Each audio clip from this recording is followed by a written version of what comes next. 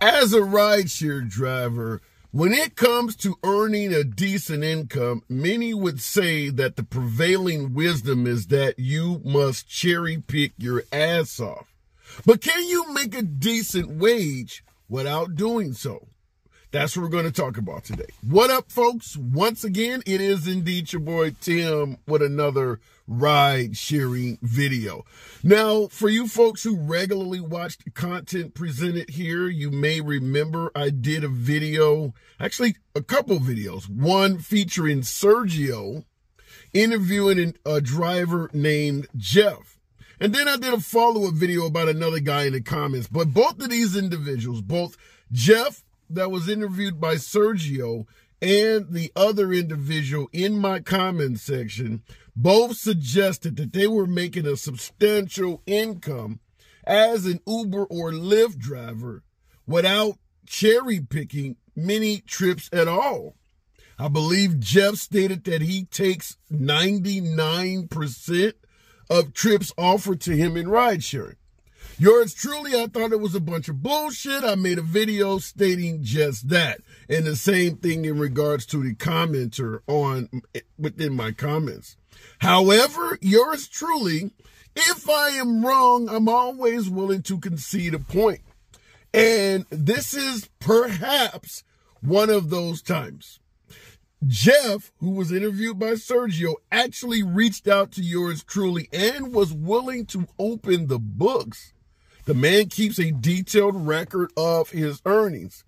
I still find it hard as hell to believe someone could be successful as a rideshare driver taking all the bullshit they send us. But it looks like there may be a possibility that some drivers are doing that. Obviously, that would be market specific. Now, the individual, Jeff, lives in I believe he lives the Myrtle Beach area. If you're in a high tourist area, perhaps there's a lot more in tips than if you're operating in Boise, Idaho, or Springfield, Illinois somewhere. So when we talk about a decent earnings, generally tips are factored in, but 99% of trips just seems unreasonable for most of us drivers to accept. Although I'm not doubting Jeff's numbers, haven't completely went through them, but it does look like he actually did not do that bad taking all of these damn trips. In my market, I'm never going to try that shit.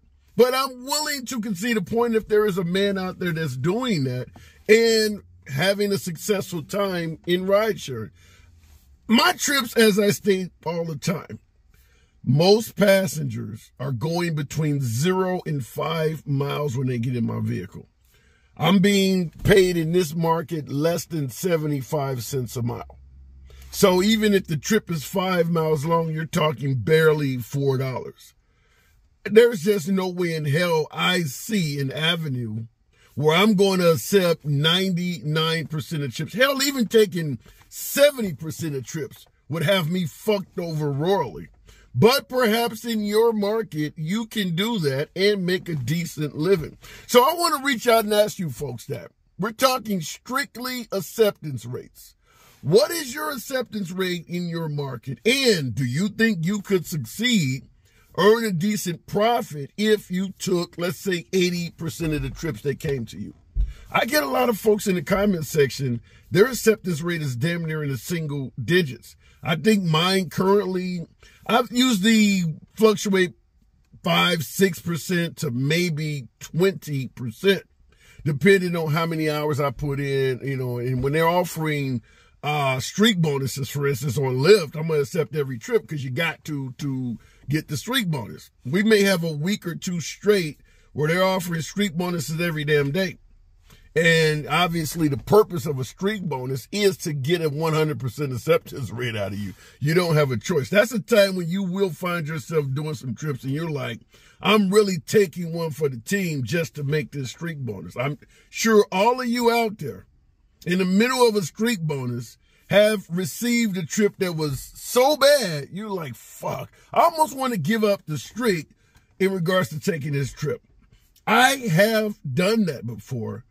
Fortunately, there was enough time reset the streak and I was able to take more trips. But I have had a trip come in. It was an airport trip. And like I stated on my other videos, I don't do airport trips. You just don't know where the fuck the people are going. So I do not take airport trips at all. The airport from where I'm at is about 10 to 15 miles. So you're going to drive that far just to get to the airport. Most of the passengers at the airport want to go to other towns than maybe where I'm at. So I don't fuck with airport trips. And during the streak bonus, you done 2 trips, and then you get this really bad trip that comes in. I had to turn it down. But taking 80% of trips or more, could you make a profit in your market?